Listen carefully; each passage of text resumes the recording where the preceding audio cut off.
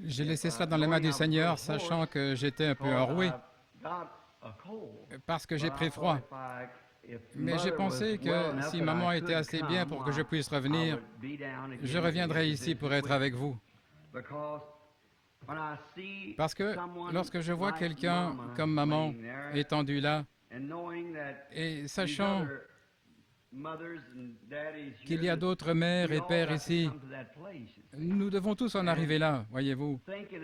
Et je pensais que je suis si reconnaissant qu'elle soit prête à partir. Il y a autre chose que j'aimerais exprimer à l'Église. Je crois que j'ai vu Sir Wilson là-bas au fond. Et sœurs et frères Sothman sont peut-être aussi quelque part dans le bâtiment.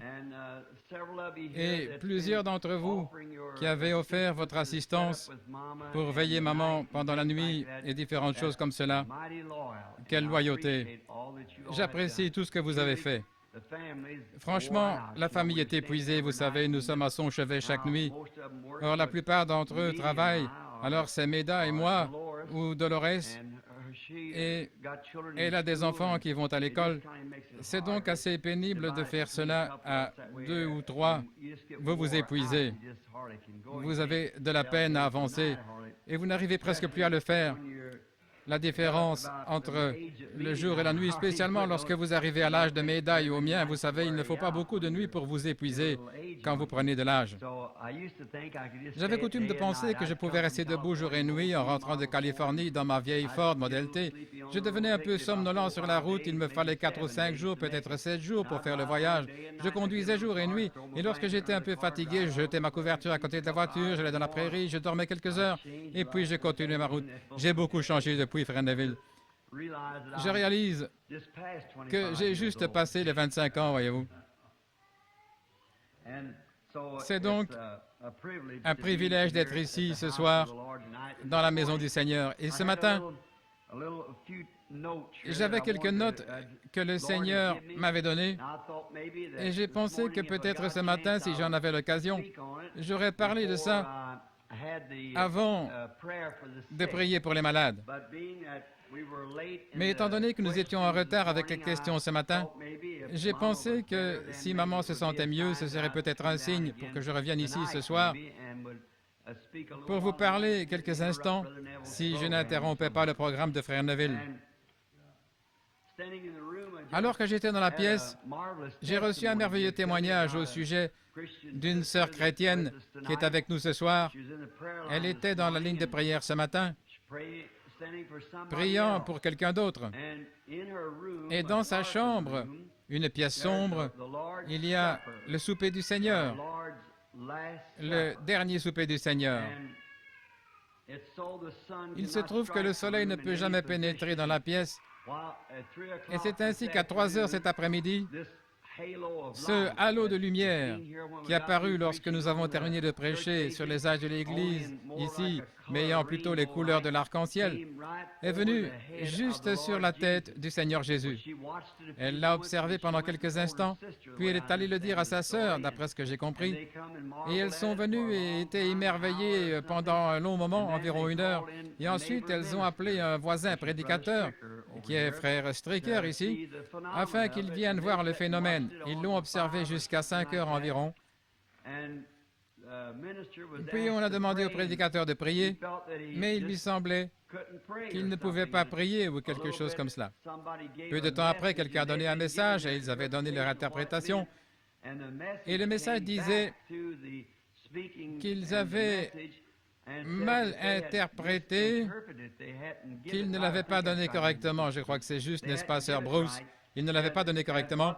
Cela disait que ce signe voulait montrer en quelque sorte qu'elles étaient appréciées parce qu'elles avaient cru le message proclamé ici au tabernacle comme cela. Il leur fut dit qu'elles verraient des grandes choses plus grandes que cela arriver, qu'elles verraient même des anges descendre et monter. Ainsi, nous vivons dans les derniers jours. Nous sommes près de la fin des temps. Cela peut paraître terrible pour certaines personnes, mais pour les chrétiens, je suis content que nous en soyons là. Je suis content que nous soyons à la fin. Je l'ai dit une fois dans une réunion, et une personne qui me parlait m'a dit, « Que voulez-vous dire? Vous voulez dire que vous seriez content de voir arriver la fin du monde? » Et j'ai dit, « Oh, oui, monsieur, assurément. » Il a répliqué, « Ça ne paraît pas sensé qu'une personne désire que la fin du monde arrive. » J'ai dit, « À la fin du monde, du temps, Jésus vient, et c'est lui que je désire voir. » Et j'ai dit, la Bible parle de tous ceux qui auront aimé son avènement. Et ça fait plaisir de savoir que toutes ces vieilles choses de la vie vont cesser un de ces jours et que nous allons le voir. Il y a quelque temps, on a dit là-bas, oh, il y a de nombreuses années, lorsqu'il y avait l'esclavage, il y avait un vieil homme de couleur.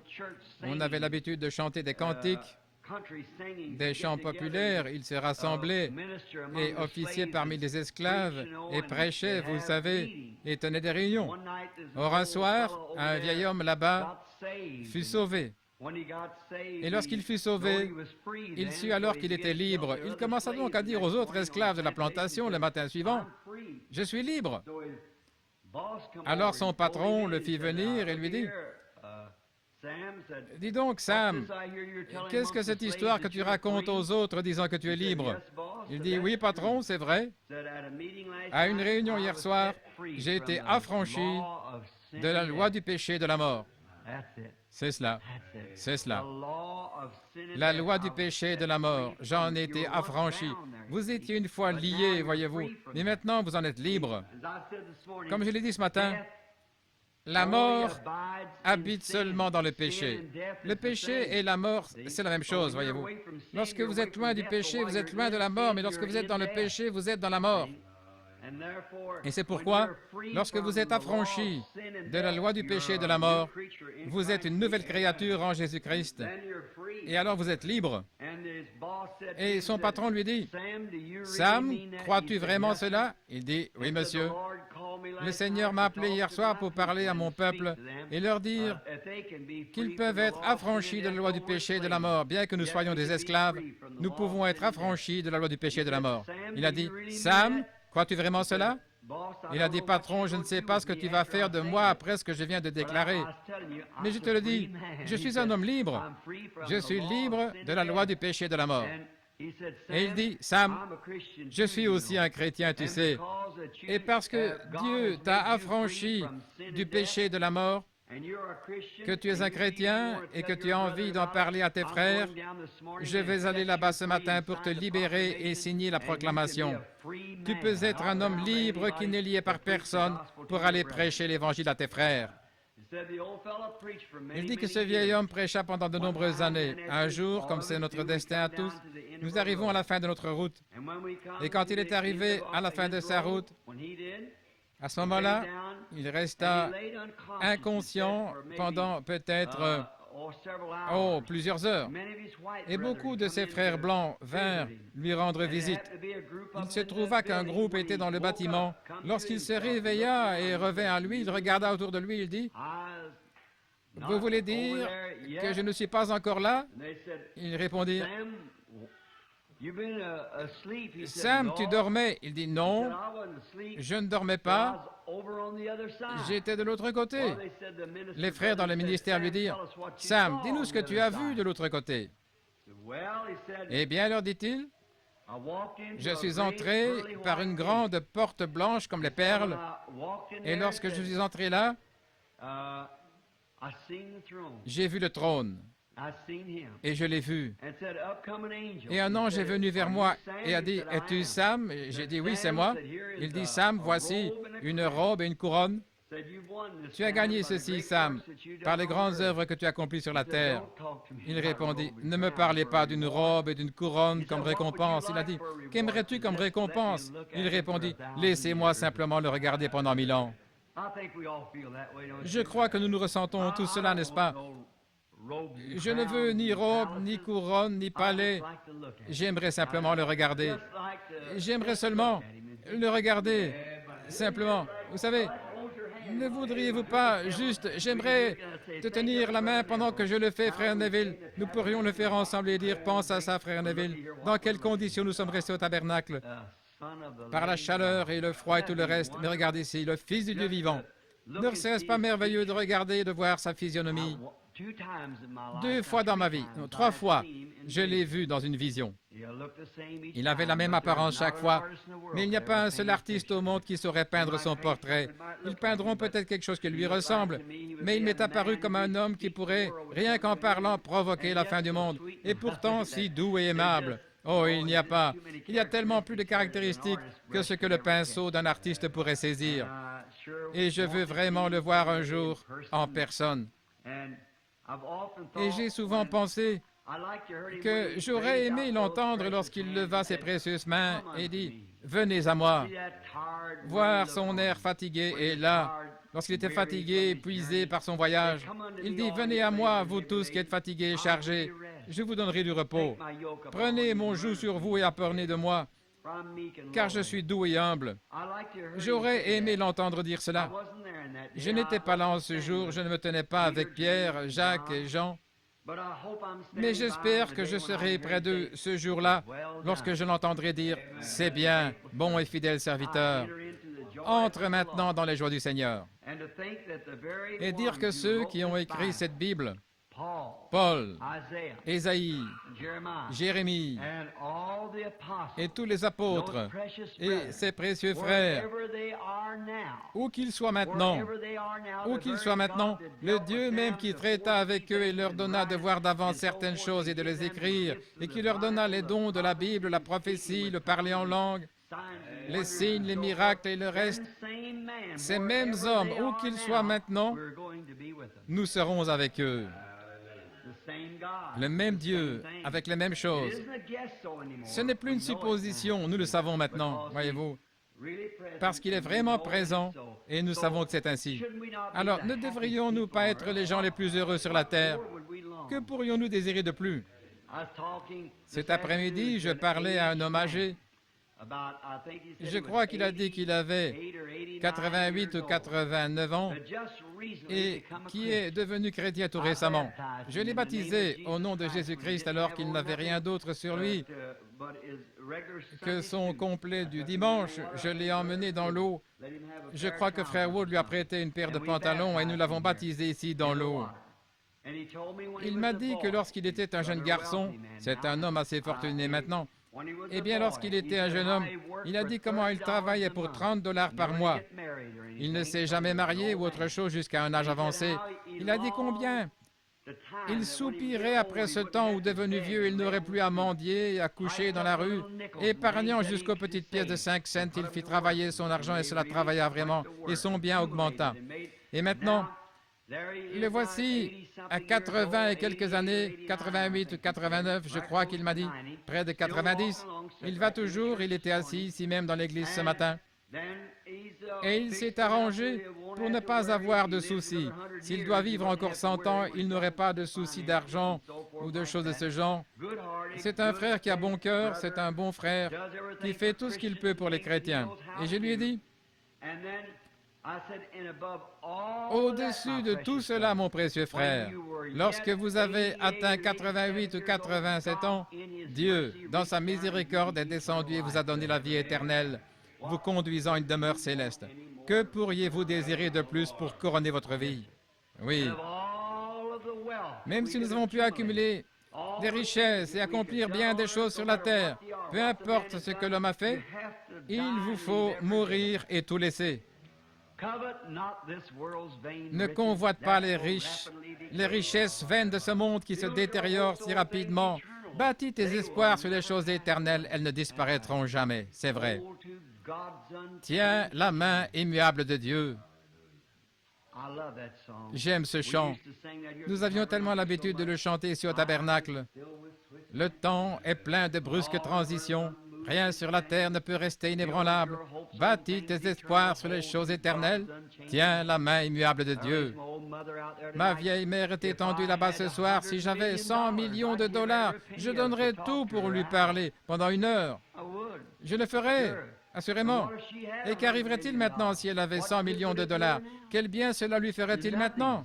Rien, voyez-vous. Avec ce qu'elle a, elle ne laisse pas de trésor terrestre, mais elle laisse ceci. Elle connaît le Seigneur Jésus comme son Sauveur. C'est la chose principale. Face à tout cela, faisons tous l'inventaire de nous-mêmes ce soir. Réfléchissons juste avant de commencer à prier. Quelle est ma position vis-à-vis de Dieu ce soir? Examinons nos cœurs et regardons ce qu'il en est. Seigneur, si j'ai blessé une âme aujourd'hui, si un pied s'est écarté de la route à cause de moi, quoi que j'ai fait ou dit qui soit faux, oh Dieu, pardonne-moi pour cela. Ma foi regarde à toi, toi, agneau du calvaire, Sauveur divin. Écoute maintenant ma prière, enlève toute ma culpabilité et que dès aujourd'hui je sois tout à toi. Comme je marche dans le sombre labyrinthe de la vie et que les chagrins autour de moi se multiplient, toi sois mon guide. Ordonne que les ténèbres se changent en jour, essuie les larmes de tristesse, que je ne m'égare plus jamais loin de toi. Garde-moi sur le sentier, Seigneur. Garde-moi au centre de ta volonté. Jeunes ou vieux, nous ne savons pas quel peut être votre âge. Vous pouvez avoir 80 ans, mais si vous vivez jusqu'au matin, vous survivrez à beaucoup de jeunes gens ou de jeunes filles de 16 ans. Il y aura beaucoup de jeunes gens de 16 ans qui vont rencontrer Dieu avant le lever du jour demain matin. C'est vrai. Ainsi, l'âge n'a rien à voir avec cela. Mais la question est celle-ci, êtes-vous prêt pour le rencontrer? C'est la chose principale. Pensons à ces choses alors que nous prions et nous inclinons la tête.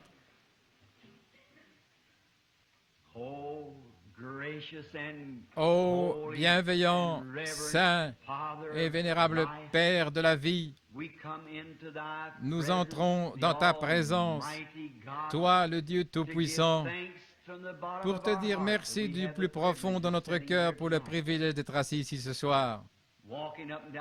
Alors que je marchais dans cet hôpital il y a un instant, observant ces gens dont certains étaient inconscients, saignaient, criaient ou étaient agités et avaient dû être attachés à leur lit.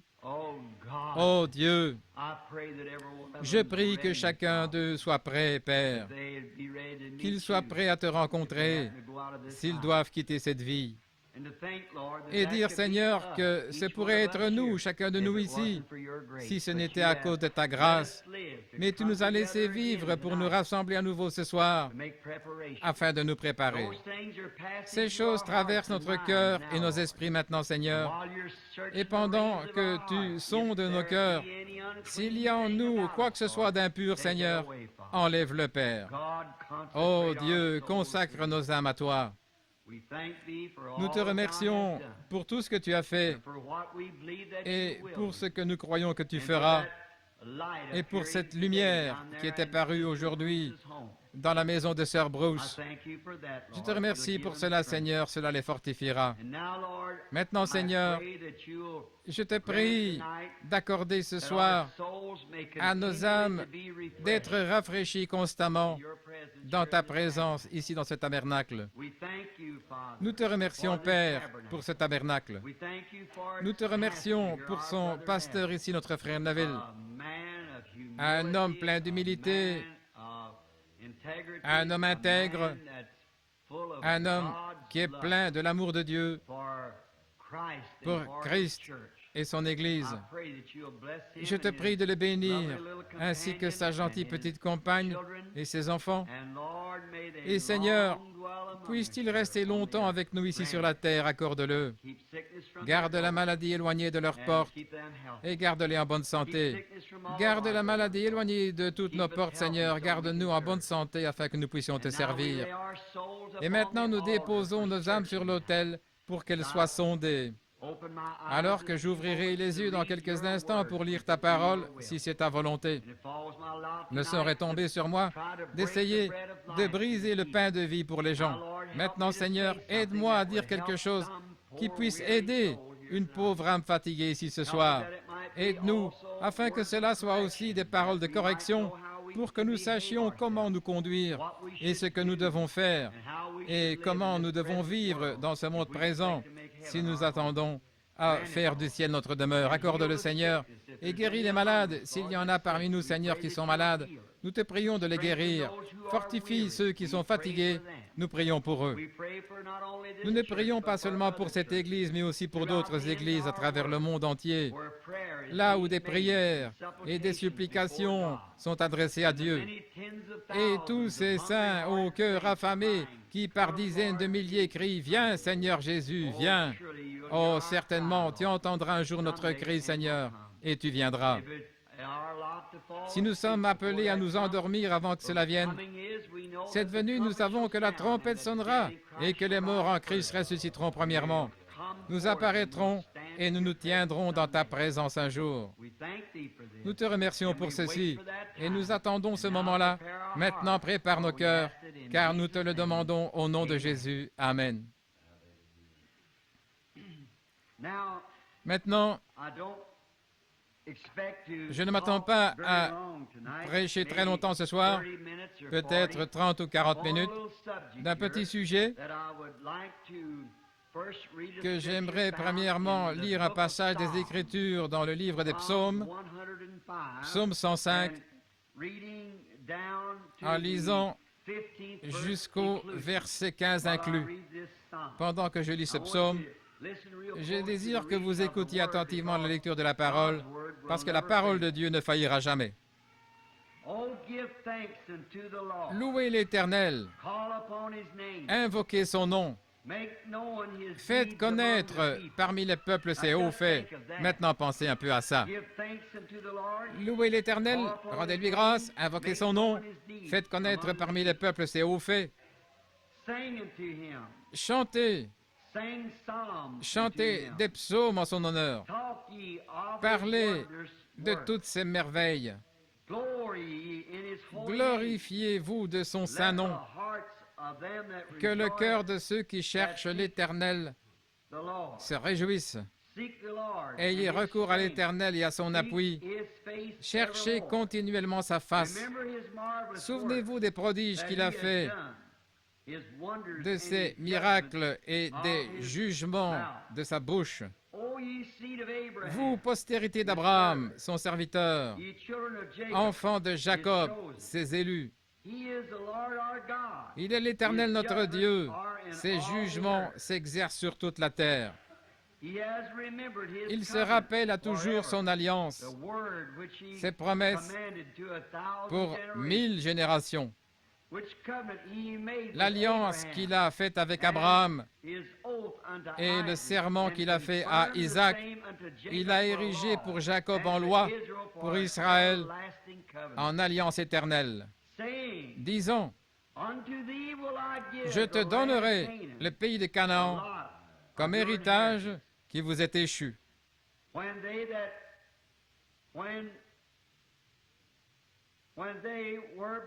Ils étaient alors peu nombreux, très peu nombreux et étrangers dans le pays. Et ils allaient d'une nation à l'autre et d'un royaume vers un autre peuple, mais il ne permit à personne de les opprimer. Et il châtia des rois à cause d'eux. Ne touchez pas à mes oins, ne faites pas de mal à mes prophètes. Je désire tirer de cela le sujet suivant, le respect. Nous lisons ici à propos de David qui crie à l'Éternel. Le respect est ce que nous devons à Dieu. Et c'est une chose que j'aimerais faire pénétrer dans le cœur de chaque personne ici ce soir. C'est qu'en toute chose que nous voyons arriver, nous devons donner le respect. Nous devons le respecter. David dit que lorsqu'il n'était que très peu d'hommes en Israël, c'est peut-être Abraham, Isaac et Jacob dont il parlait, très peu d'hommes, Il châtia des nations et des rois à cause d'eux. Dieu châtia les nations et les rois, disant, « Ne touchez pas à mes oints et ne faites pas de mal à mes prophètes. » Dans l'Ecclésiaste, au chapitre 12 et au verset 13, il est écrit ceci, « Écoutons la fin du discours. Crains Dieu et observe ses commandements, car c'est là ce que doit tout homme. » La conclusion de toute la chose, c'est de craindre Dieu. Et vous ne pouvez pas avoir du respect avant d'avoir de la crainte. Vous devez avoir la crainte de Dieu. Salomon, dans les Proverbes, a dit aussi, « La crainte de Dieu est le commencement de la sagesse. » La crainte de Dieu est le commencement de la sagesse. Ça ne veut pas dire que vous avez peur de lui, mais cela signifie que vous lui accordez le respect et la révérence. Et lorsque vous respectez Dieu, vous craignez Dieu. Vous craignez de lui déplaire en quelque chose. Vous craignez de faire quelque chose de faux. Vous ne voudriez pas le faire. Je crains ma mère. Je crains ma femme. Je crains mon Église. Je crains tous les serviteurs de Dieu, soucieux de ne pas mettre sur leur chemin une pierre d'achoppement. Je crains les gens. Je crains les gens de la ville, soucieux de ne pas faire quelque chose de faux qui leur ferait penser que je ne suis pas un chrétien. Voyez-vous, vous devez, avant de pouvoir avoir du respect, vous devez avoir de la crainte. Et Dieu exige cela. Il exige le respect. Oui, Dieu l'exige. Et la crainte l'amène. Et nous savons que la crainte amène le respect. Maintenant, prenez par exemple un homme qui soit fermier ou peut-être un ouvrier à qui personne ne fait attention. Mais laissez-le seulement trouver un emploi dans la police et qu'il descende dans la rue en tant que policier avec son insigne et son uniforme.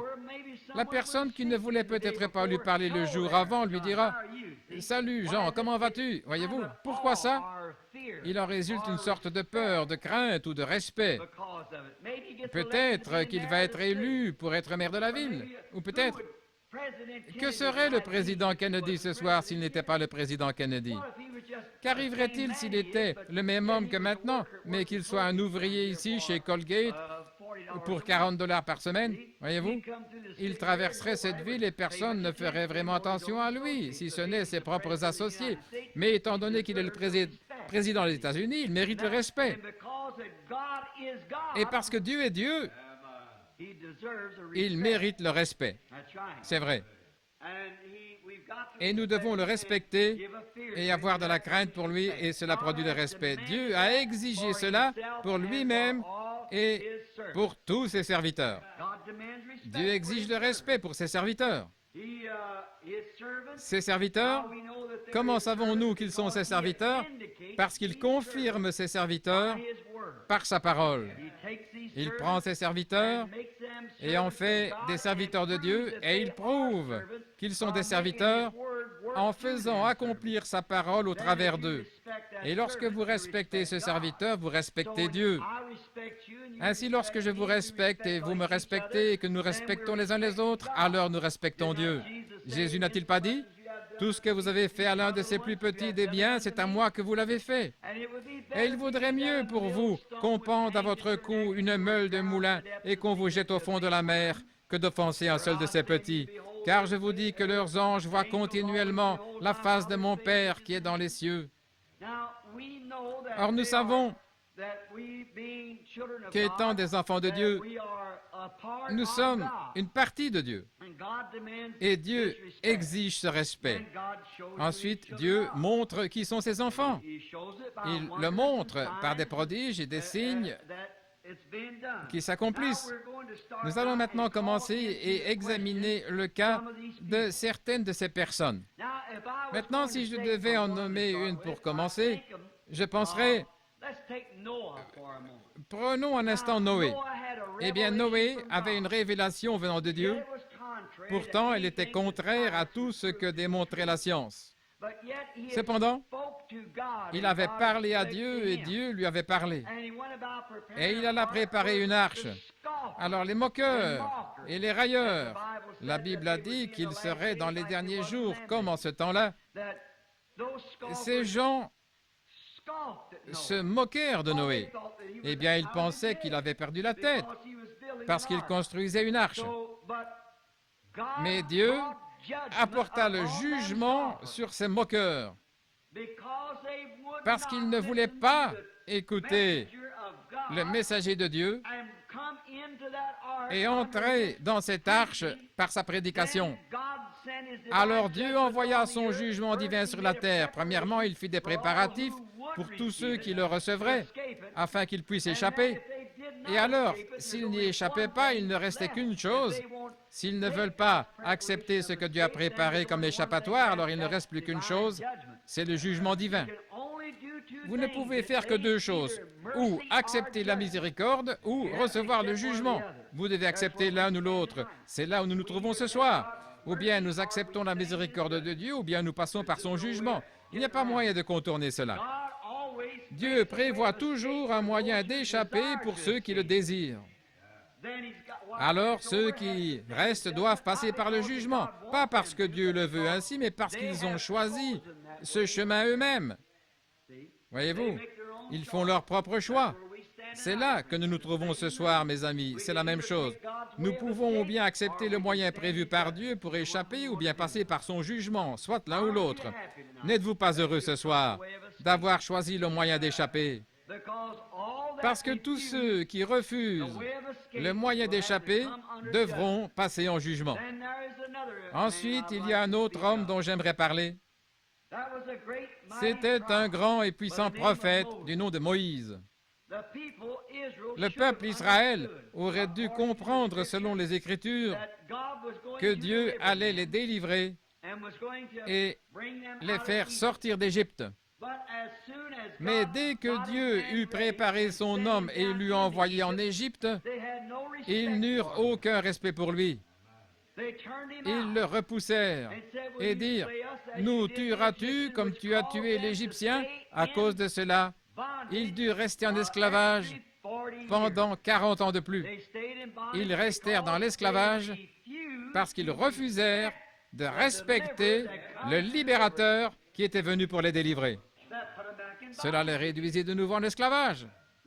Non pas parce que Dieu voulait qu'ils y restent, le moment était tout à fait juste, mais ils restèrent 40 ans de plus parce qu'ils refusèrent d'accepter les moyens prévus par Dieu pour échapper. Combien je crois que c'est le même cas ce soir. La même chose, voyez-vous. Ils refusèrent la sortie proposée, mais Dieu était déterminé et avait dit à Abraham et à eux, dans son alliance, comme nous l'avons lu ce soir dans le chant de David, il leur avait promis qu'il allait faire une certaine chose. Ainsi, Dieu va tenir sa promesse. Il allait les faire sortir de toute manière. Mais peut-être qu'une autre génération mourut, l'ancienne génération qui s'était moquée de Moïse et qui n'avait pas accepté le message.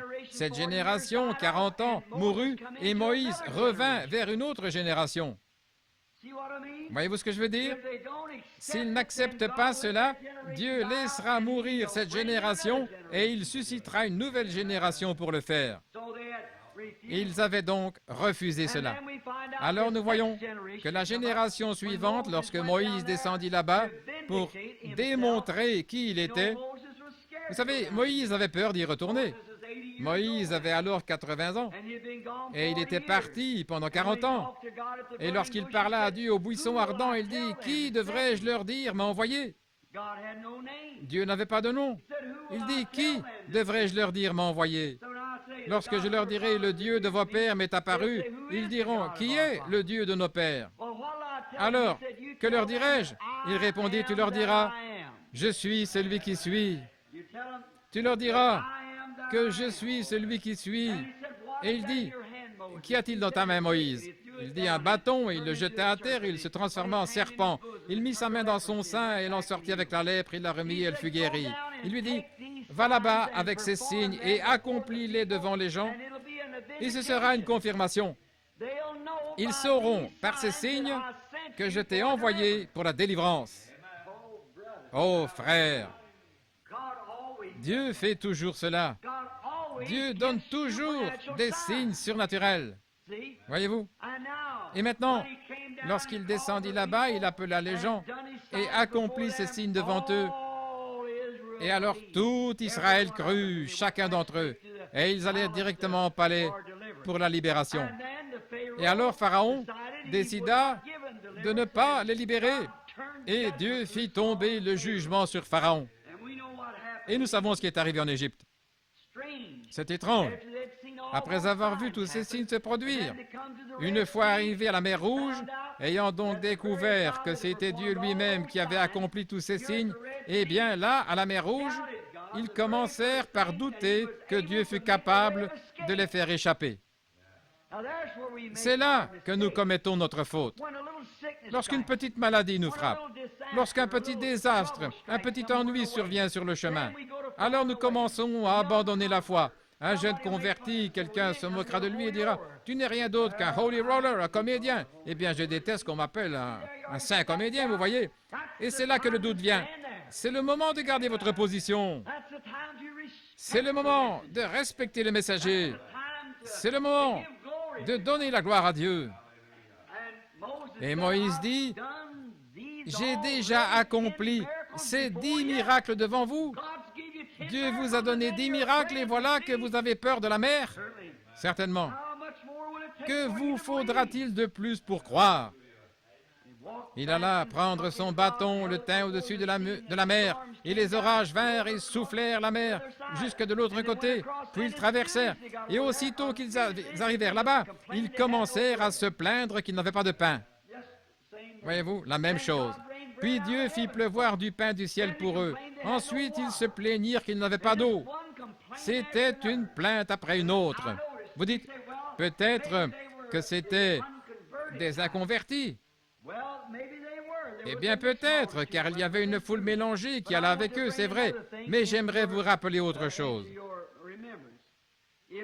Si Dieu a envoyé le messager et a confirmé par les signes qu'il était le messager envoyé par Dieu, alors il leur incombait d'obéir à ce messager.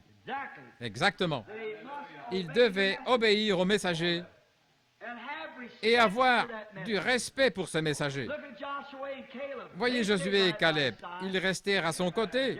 Oui, monsieur, quoi que Moïse fit, il le faisait aussi. Que Moïse eût raison ou pas, il restait néanmoins avec lui, voyez-vous, parce qu'il savait que c'était le messager de Dieu.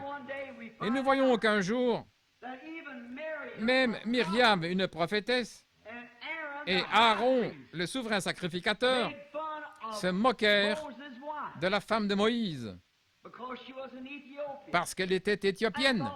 Ils pensèrent, n'y avait-il pas assez de femmes à marier dans notre propre groupe sans avoir besoin d'aller là épouser cette femme? Ce n'était pas le choix de Moïse, c'était le choix de Dieu pour Moïse. Et lorsqu'ils se moquèrent, cela mit Dieu tellement en colère qu'il frappa Myriam, la prophétesse de la lèpre, la sœur même de Moïse. Que pensez-vous de ça? Elle, une prophétesse. Mais qu'avait-elle fait? Elle se moquait et montrait ainsi de l'irrévérence pour le messager de Dieu, le messager de l'Alliance en ce temps-là. Elle manquait de respect, ainsi qu'Aaron, le souverain sacrificateur, le porte-parole de Moïse. C'est vrai, il était avec elle. Et lorsqu'Aaron vit sa sœur frappée de lèpre, il alla vers Moïse et lui dit, « Laisseras-tu mourir ta propre sœur ?» Et Moïse entra dans le tabernacle et tomba sur sa face devant l'Éternel et commença à pleurer, implorant la miséricorde de Dieu pour sa sœur. Et l'Esprit du Seigneur descendit et dit, « Appelle Aaron et Myriam et dis-leur de se tenir devant moi. » Oh là là! Dieu exige le respect. Lorsque Dieu envoie son message, écoutez-le et respectez-le. Peu importe si les gens les appellent des comédiens ou quelque chose comme ça, laissez le monde faire ce qu'il veut, mais vous montrez du respect. Donc Myriam se tenait là et Dieu dit, appelle Myriam et appelle Moïse, ou plutôt appelle Aaron, ton frère et ta sœur, et dis-leur de se tenir devant moi. Et lorsqu'ils se présentèrent devant Dieu, Dieu dit, « Ne craignez-vous pas Dieu ?» Il dit cela au souverain sacrificateur et à Myriam, la prophétesse. Il dit, « S'il y a parmi vous un homme qui soit spirituel ou prophète, moi, l'Éternel, je me révélerai à lui. Je lui parlerai dans des visions et me révélerai à lui dans des songes et autres, s'il est spirituel ou prophète. Mais avec mon serviteur Moïse, je lui parle de bouche à oreille. » Il dit, « Ne craignez-vous pas Dieu ?» Autrement dit, lorsque vous parlez de Moïse, c'est de moi que vous parlez. Si vous ne pouvez pas respecter Moïse, vous ne me respectez pas. N'ai-je pas prouvé parmi vous qu'il est mon serviteur? Et vous ne lui montrez aucun respect. Quelle leçon cela devrait être pour les gens aujourd'hui. Pas de respect, pas d'honneur. Il ajouta, c'est parce que tu ne l'as pas fait et que tu as attrapé la lèpre. C'est la raison pour laquelle ces choses sont arrivées. Parce que vous auriez dû savoir que c'était mon serviteur. Vous le savez bien. Donc, lorsque vous dites quelque chose contre lui, c'est contre moi que vous le dites. Alors Moïse pria pour que sa vie fût épargnée. Et Dieu épargna sa vie. Elle ne vécut pas très longtemps après cela, elle mourut. Mais elle fut purifiée de sa lèpre et elle resta hors du camp pendant 7 jours, vous savez, pour sa purification, afin d'être purifiée de sa lèpre. Dieu la guérit. Mais ce qu'il essayait de leur faire comprendre était ceci. Vous devez respecter ce que je fais. Et si c'était l'attitude de Dieu en ce temps-là, et Dieu ne peut pas changer, Dieu veut que nous respections ce qu'il fait. Il l'exige. Il dit, ou bien vous respectez cela, ou bien quelque chose d'autre va arriver. Un homme me dit l'autre jour, un pauvre homme, il balaye ici au marché pour vivre. Il a eu une dépression nerveuse, il est très mal en point, il est luthérien, et ils avaient eu la communion. Incapable de marcher jusqu'à l'église, il prit un taxi, il dit que cela lui coûte 80 cents pour aller et 80 cents pour revenir. Son voisin, qui est vraiment impie, l'ayant vu un matin prier le Notre Père, il s'est moqué de lui, il le tourna en ridicule. Il dit à ce voisin, il dit à cet homme, « Où es-tu allé en taxi ce matin? » Il dit, « C'était la communion, je suis allé à l'église. » Qu'est-ce que la communion? Il dit, « C'est lorsque nous prenons le pain et le vin. » Il dit, « J'ai aussi la mienne ce matin à table avec une tranche de pain et du whisky. » Oui. J'ai entendu parler de 3 garçons qui, une fois, se moquèrent de la communion à l'église. J'en ai entendu parler. Ils allèrent dans leur chambre d'hôtel et avec des sandwichs au jambon et une bouteille de whisky, et ils eurent là leur communion, se moquant de la communion qu'ils avaient dans une église pentecôtiste. Moins de 3 mois plus tard, tous les 3, l'un était mort et les 2 autres dans un asile d'aliénés. Vous ne pouvez pas manquer de respect envers Dieu. Vous devez respecter Dieu. Si vous ne le croyez pas, restez tranquille. Taisez-vous, restez éloignés. Faites cela ou alors venez avec révérence et respectez-le. Ne vous moquez pas des gens qui sont dans l'esprit. Ne parlez pas des gens qui adorent dans l'esprit de Dieu. Laissez-les tranquilles. Je me tenais au coin de la rue en train de prêcher. Il y a plusieurs années, alors que je n'étais qu'un jeune prédicateur, une femme passa. Elle était de foi catholique et je savais que son mari était catholique et elle n'était rien. C'était une très jolie femme, ravissante d'environ 20 ou 22 ans. Je la connaissais alors qu'elle était jeune fille ici en ville. Elle s'est approchée en se tenant et elle a dit, « Je ne laisserai pas ma vache avoir la religion de William Branham. » Et le soir suivant, avant d'avoir pu arriver vers elle, elle était mourante à l'hôpital. Et aujourd'hui encore, ils ne savent pas toujours ce qui l'a tuée. Elle était mourante à l'hôpital et son mari vint me chercher. Il était catholique. Et il vint, il a dit, « Venez vite faire une prière pour ma femme. Elle vous a réclamé toute la soirée. Elle se meurt. » J'ai dit, « Eh bien, je vais aller. » J'entrai dans la voiture et j'ai quitté la réunion et j'ai parti pour l'hôpital. J'ai grimpé les escaliers en courant et j'ai rencontré une infirmière qui m'a dit, « Elle est déjà morte. » venez quand même faire une prière pour elle. J'ai dit, elle est morte. Faites quand même une prière, ça ne lui fera aucun bien maintenant. Eh bien, venez la voir. Je suis allé là. Elle avait des cheveux noirs à reflets auburn. C'était une très jolie femme, avec quelques taches de rousseur sur le visage et de grands yeux bruns.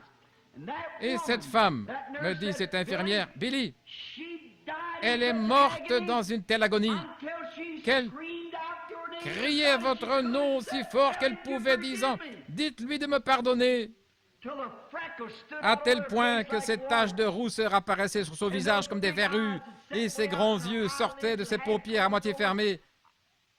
Bien sûr, vous savez, lorsqu'une personne meurt, cela fait travailler les reins et les intestins. C'est ainsi qu'une vapeur s'élevait de son corps. Elle mourut dans une telle agonie, non pas parce qu'elle me manqua de respect, mais parce qu'elle manqua de respect envers l'Évangile que je prêchais, où Dieu accomplissait des signes et des prodiges.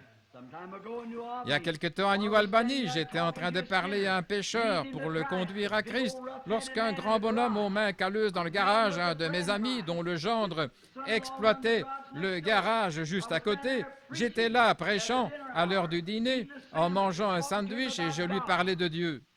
Pendant la journée, je cherchais un endroit à l'heure du dîner pour essayer de gagner une âme à Christ. Il dit, « Monsieur Branham, je n'étais qu'un jeune prédicateur. » Il dit, « Monsieur Branham, ma mère avait ce genre de religion, cette religion qui touche le cœur. » Et les larmes coulaient sur ses joues. Je lui dis, « Combien de temps est-elle partie? » Il dit, « Des années. » Elle a toujours prié pour moi. Je lui dis, « Le Dieu qui a entendu ses prières essaye d'y répondre en ce moment même. » Et cet homme est venu en disant, « Hello, il était ivre et il dit, « Hey Billy, écoute, chaque fois que tu veux venir dans mon garage, tu peux venir, mais n'apporte pas avec toi ta religion de comédien. » Je me suis tourné vers lui. « Partout où Christ n'est pas le bienvenu, je n'irai pas. » Il se retourna et dit, « Oh, reprends tes sens, mon garçon. J'entendis simplement, dans mon cœur, une voix dire, « Tu récoltes ce que tu sèmes, et il vaudrait mieux pour toi qu'on suspende à ton cou une meule de moulin qu'on te jette au fond de la mer. » Et son propre gendre, ce même après-midi, lui passa dessus avec un camion Chevrolet de 2 tonnes et il fut écrasé. Voyez-vous, vous devez respecter Dieu, vous le devez. Dieu exige le respect. Il l'exige.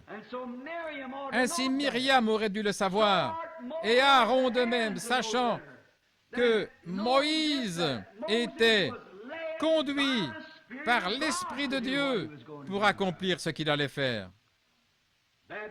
Un prédicateur baptiste m'a écrit une lettre il y a quelques jours. Oh, quelle semonce il m'a adressé. Il a dit, un type aussi paresseux que vous, qui a un ministère soi-disant comparable à celui d'Élie le prophète, et de vous voir rester assis à la maison à ne rien faire. Ainsi, Billy, agissant comme secrétaire, lui a écrit une lettre en réponse. Il a pensé, eh bien, je crois que je vais simplement lui répondre, mais il pensait qu'il ferait mieux de me la faire lire avant de répondre. Elle était rédigée avec diplomatie et il a dit, « Ceci n'est pas mon père, c'est moi. Vous venez de dire que mon père avait un ministère comme celui d'Élie. Vous avez dit qu'il restait assis quelque part au bord d'une rivière avec une canne à pêche ou qu'il se trouvait à la montagne, son fusil à la main. Alors que diriez-vous d'Élie qui restait assis 3 ans près d'un ruisseau? Ne savez-vous pas qu'ils sont conduits par l'Esprit de Dieu pour faire ce qu'ils font? Voyez-vous, chacun essaie de diriger les choses à sa manière. Mais l'homme doit être conduit par l'Esprit de Dieu. Et on doit respecter cela, c'est tout. Et si l'autre jour, une âme précieuse a vu un autre frère, celui a dit, « Où est Bill? » Il a dit, « Il est parti au Canada. » Je suppose qu'il est parti chasser. Oui, il va chasser. Oh, quel non-sens. Bon, cet homme ne savait pas que j'étais sous la puissance du Saint-Esprit, que c'était par une vision qui était ainsi dit le Seigneur que je devais y aller. Que ferez-vous au jour du jugement? Quel bien cela ferait-il si j'allais à son chevet prier pour lui? Premièrement, il ne me croit pas. Ces gens viennent dire de telles choses comme si je ne savais pas qu'ils ne croient pas. Bien qu'ils vous tapent sur l'épaule et vous appellent frère, pourtant vous savez qu'ils ne croient pas. Ils ne croient pas. Et vous ne pouvez absolument rien faire pour eux. Ils vous appellent pour venir prier pour eux, mais cela ne leur fera aucun bien, parce qu'ils manquent de respect. Vous devez le croire. Observez ceux qui croient vraiment et voyez ce qui arrive. Vous devez le respecter. Jézabel, du temps d'Élie, comme elle manqua de respect envers Élie. Élie était en fait son pasteur, c'est sûr. Elle ne voulait pas le reconnaître. Bonté divine, non. C'était une athée ou une infidèle, une adoratrice d'idoles. Elle avait ses propres prêtres païens. Pourtant, Élie était son pasteur. Dieu l'envoya là pour être pasteur. Il était son pasteur. S'il l'a repris sévèrement et lui révéla tous ses péchés, malgré tout, il était son pasteur. Elle ne voulait pas le reconnaître et lui manqua de respect. Elle le haïssait. Assurément. Que lui arriva-t-il? Dieu laissa les chiens la dévorer dans la rue. C'est vrai. Pourquoi? Parce qu'elle manqua de respect envers le message qu'Élie prêchait. Dieu exige le respect. Vous devez l'avoir. Si vous voulez recevoir quelque chose de Dieu, vous devez respecter Dieu. Et cela doit venir de votre cœur, du fond de votre cœur. Vous devez le faire. Mais elle manqua de respect envers Dieu en manquant de respect envers son prophète. Or, elle savait qu'Élie était un prophète. Il n'y avait personne en Israël de comparable à Élie. Ses visions et tout le reste étaient parfaits devant Dieu. Mais il les condamna. Miséricorde, oui, il le fit pour chaque dénomination et tout le reste, tout ce qui est appelé péché, il le condamna, du plus petit au plus grand. Le roi et tous, il n'épargna personne. Mais ils durent savoir qu'il était prophète. Ils ne purent pas faire autrement. Oui, monsieur. Mais Makab essaya de l'accuser de la sécheresse. Et il pria effectivement Dieu d'envoyer la sécheresse. Oui, il le fit. Et il dit, « J'ai la puissance et je fermerai les cieux. Et il n'y aura ni pluie ni rosée, sinon à ma parole. » Pouvez-vous imaginer cette petite Jézabel au visage fardé, martelant le sol d'un pas rageur? Ce vieil hypocrite qui fait que ses petits-enfants souffrent et toutes ces choses. Et Élie, essayant de les ramener à Dieu, essayant de faire revenir une nation à Dieu, voyez-vous. Et il semble qu'elle pouvait dire aux gens, et vous prétendez que vous croyez un tel homme qui peut fermer les cieux comme ceci, empêchant la pluie et la rosée, et toute son hypocrisie et sa sorcellerie, ou quels que soient les termes utilisés. Il n'est rien d'autre qu'un sorcier, qu'un diseur de bonne aventure. Il a fermé les cieux pour qu'il ne pleuve pas, et cela fait souffrir tous ces gens. Et vous dites que c'est la volonté de Dieu. C'était la volonté de Dieu. Peu importe. Vous devez respecter Dieu, quoi qu'il fasse. Il sait ce qu'il fait. Cela avait l'air affreux. Les enfants souffraient, les gens souffraient, le bétail mourait, les moutons mouraient, pas d'eau nulle part. Les nuits étaient chaudes et étouffantes, un soleil d'airain pendant le jour durant 3 ans et demi. Élie se tint sur la montagne et dit, « Même la rosée ne tombera pas sinon à ma parole. » C'est vrai. Oh, comme on le haïssait! Et quand Akab le trouva, il dit, « Tu es celui qui trouble Israël, n'est-ce pas? » Et le vieil Élie se tourna, le regardait et il dit, « Non, ce n'est pas moi, mais c'est toi qui troubles Israël. » C'est exact. Mais Akab n'avait pas de respect pour lui. Vous savez ce qu'Élie dit à Akab? « Parce que tu as répandu le sang innocent de Naboth, ainsi les chiens lécheront ton sang dans la rue. » Et c'est ce qu'ils firent. Parce qu'ils manquèrent de respect envers le messager de Dieu. Exactement. Ils manquèrent de respect. Myriam manqua de respect. Aaron manqua de respect. Peu importe qui vous êtes, chrétien ou non chrétien, vous devez néanmoins respecter Dieu et respecter ce qu'il fait ou en supporter les conséquences. C'est ou bien le recevoir ou bien aller en jugement. C'est à vous de choisir. Combien je pourrais témoigner des heures durant ce que j'ai vu pendant ma vie, de ce que j'ai vu dans les autres pays, dans d'autres parties du pays, et des choses qui sont arrivées. Mais je vais m'abstenir, il suffit que vous compreniez ce que j'essaie de vous dire. Vous devez respecter cela. J'ai vu des jeunes gens dans des réunions rire et se moquer Et moins de 24 heures plus tard, vous les trouviez écrasés dans la rue. J'ai vu des jeunes gens présents aux réunions une certaine année à un certain endroit. Et lorsque j'y suis retourné, peut-être 6 mois plus tard, pratiquement tous étaient partis ou tués ou frappés d'une maladie quelconque. C'est vrai. Vous devez respecter cela. Je me souviens d'une certaine jeune fille un soir dans le Tennessee. Alors que je sortais, après avoir prêché dans une grande église baptiste, alors que je passais la porte, je me suis senti conduit ce soir à l'appeler à venir à Christ. Eh bien, elle m'a ri au nez lorsque je l'ai appelée à venir à Christ.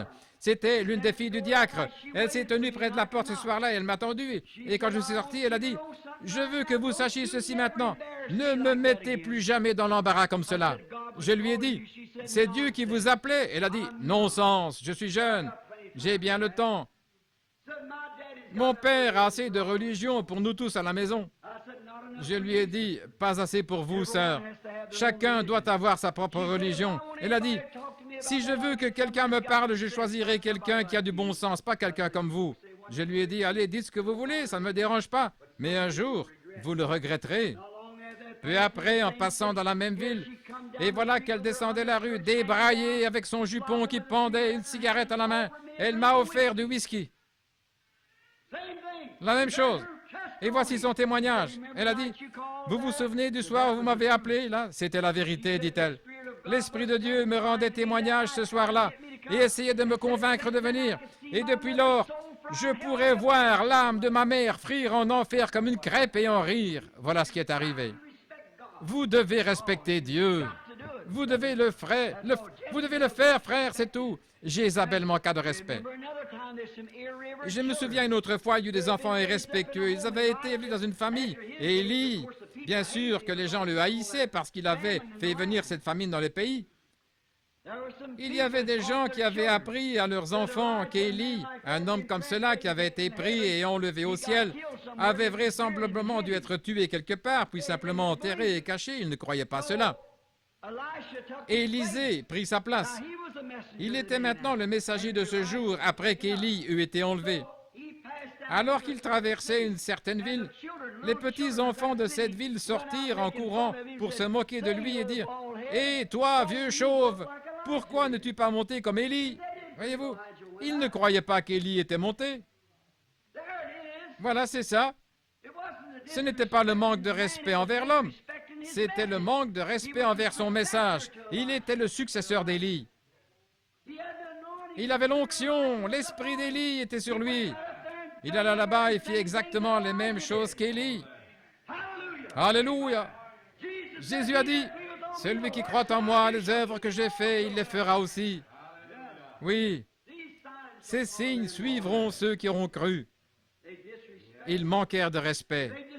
Et ils manquèrent de respect envers Élie, parce qu'ils croyaient en Élisée, parce que l'Esprit était sur lui. Il fit alors demi-tour, frappa le Jourdain avec son manteau et ouvrit le Jourdain. Il alla et fit les mêmes miracles qu'Élie. Et même tous les prédicateurs de l'école des prophètes là-bas dirent, « L'Esprit d'Élie repose sur Élisée. » Ils répandirent la rumeur dans tout le pays. Et les gens, je parie qu'ils rirent en disant, « Eh, regardez, regardez là-bas, cette bande de comédiens, de fanatiques, qui disent que cet homme est parti au ciel sans mourir, des chevaux sont descendus. Nous n'avons rien vu. Assurément, il ne vit rien du tout. Nous n'avons pas vu de chevaux, nous n'avons pas entendu de chars. C'était absurde. Le vieil homme est mort, ils l'ont enterré et maintenant ils essaient de faire beaucoup de bruit là autour. C'est ce qu'ils disent aujourd'hui, la même chose. C'est aussi ce qu'ils dirent au sujet de Jésus. Ils dirent, ils sont venus, ils ont volé son corps pendant la nuit. Ils payèrent même des soldats pour témoigner de cela. Mais il ressuscita des morts. Et Élie fut enlevé dans un char de feu, tiré par des chevaux de feu. Lorsque ce jeune prophète se dirigea là-bas et traversa la ville, il avait perdu ses cheveux tout jeunes. Alors qu'il descendait, ses petits-enfants coururent derrière lui en disant, « Hé, pourquoi n'es-tu pas monté avec Élie? Espèce de vieux chauve! » Voyez-vous, ils manquèrent de respect. Et que fit Élie? Il se retourna et dans la puissance de l'esprit, il maudit ses enfants. Qu'arriva-t-il? 2 ours sortirent des bois et tuèrent 42 d'entre eux. C'est vrai. Manque de respect, irrévérence. Vous ne pouvez pas faire ça. Vous devez respecter Dieu. Si l'un de ses enfants avait dit, si leur père et leur mère avaient dit, maintenant, enfants, regardez, on dit qu'Élie fut enlevé. À présent, nous n'en savons rien. Je ne sais pas si c'est vrai ou pas, mais laissez-moi vous dire que la meilleure chose à faire, c'est de ne rien dire à ce sujet. Allez votre chemin. Nous avons entendu dire qu'il doit passer par la ville aujourd'hui, il y aura une réunion là. Si c'est le cas et que vous le rencontrez sur le chemin, dites simplement « Bonjour révérend, bonjour monsieur » ou quelque chose comme cela.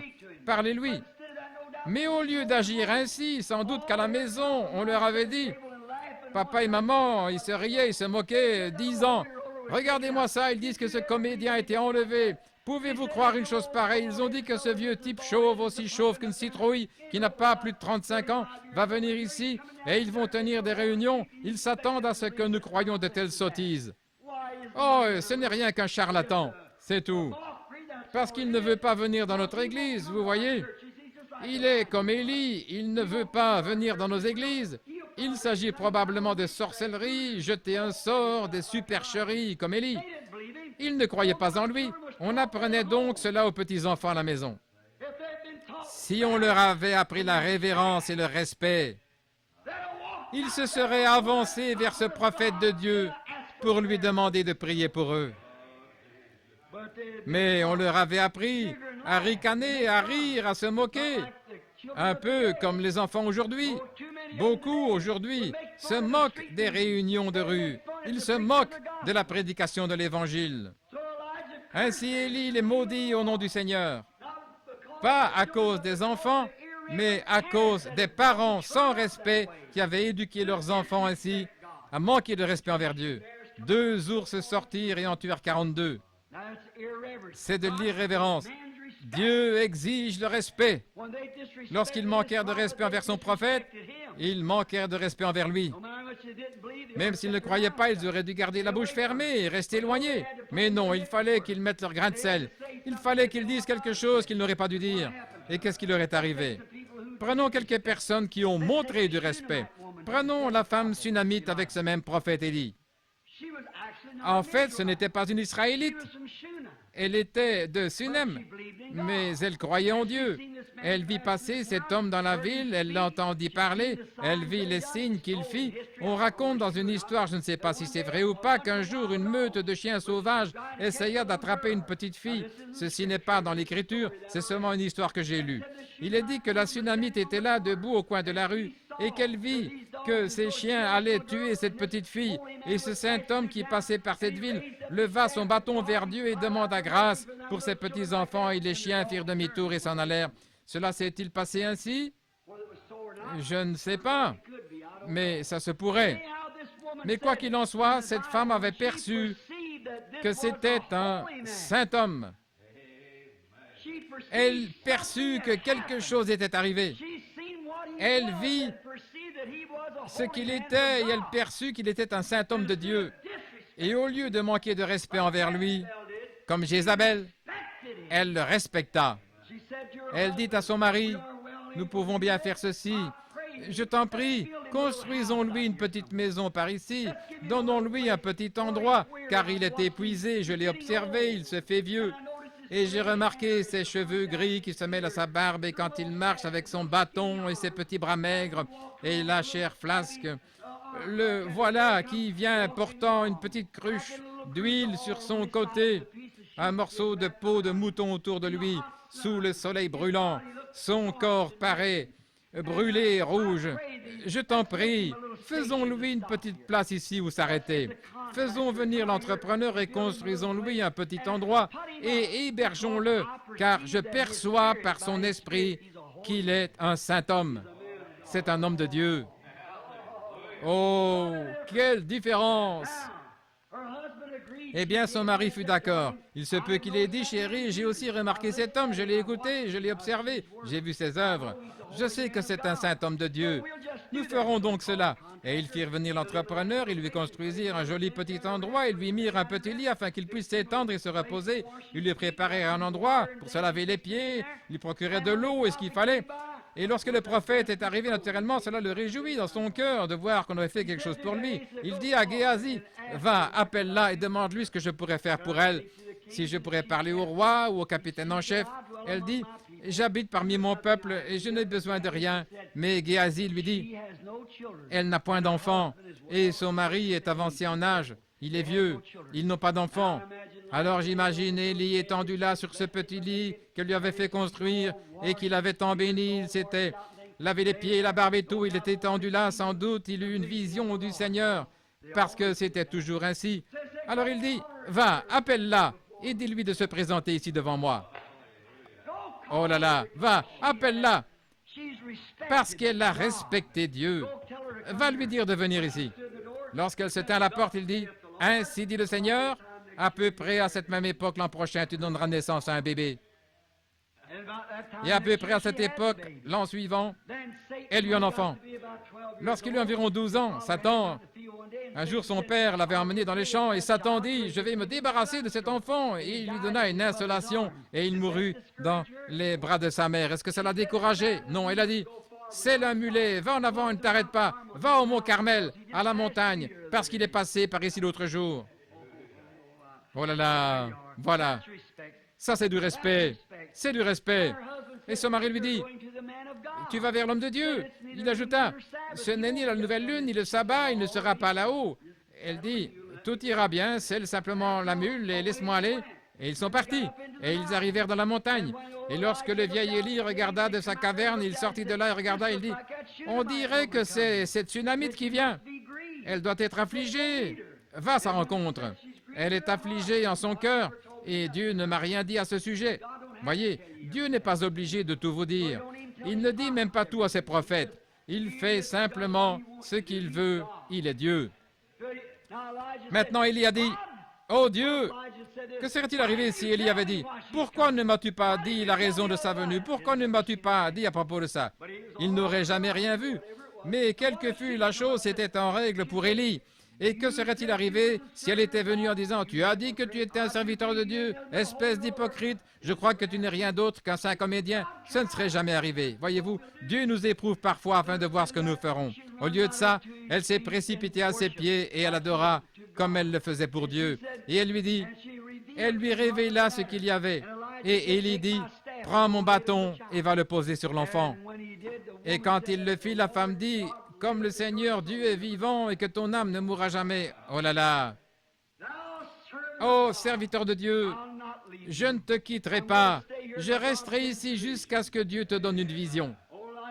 Le vieil Élie demeura là encore un peu de temps. Il ceignit ses reins, prit son bâton et il partit. Il entra dans la chambre où le bébé était étendu, un bébé mort. Il fit quelquefois les 100 pas à cause d'une femme respectueuse, une femme qui le respecta, un homme qui le respecta et qui croyait qu'il était un homme de Dieu. Il marcha de long en large jusqu'à ce que Dieu réponde. Amen.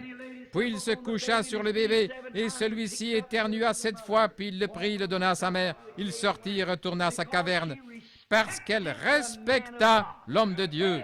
Amen. Dieu exige le respect. Et Marthe, elle pensait toujours à préparer un bon dîner à Jésus. Marie, voulant entendre la parole de Dieu, s'asseyait simplement près de lui et écoutait. Elle ne se souciait guère que les tailles d'oreiller soient changées ou que les rideaux soient époussetés ou qu'ils aient à manger ou pas. Elle voulait simplement entendre ce que Jésus allait dire. Mais Marthe voulait toujours lui préparer un bon dîner, s'assurer que son fauteuil soit bien confortable et placé correctement et que tout soit bien nettoyé. Elle voulait qu'il fasse quelque chose pour Jésus à sa manière. Et c'était pareil pour Marie.